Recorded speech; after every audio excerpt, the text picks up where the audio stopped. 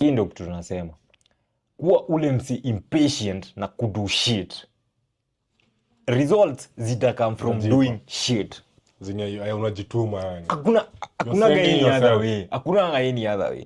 Unakuwa impatient na action, unakuwa patient na result because it's only a matter of time. Si kuna time nakumbuka tulikuwa tunaekelea video yendi, but tumeifanya so many fucking times yeah. Sasa hii mnakuja kutupasha.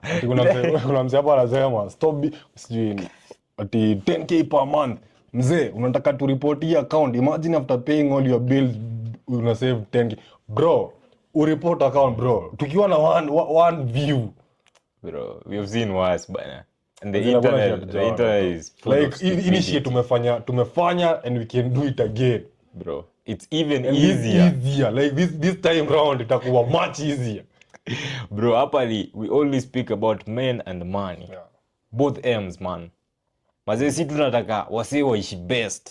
Sisi tunatry kucraft njia tukitry ku make more money. We pia unaweza try to join. You can do the same thing that we most people have the illusion that free things hazinaga value.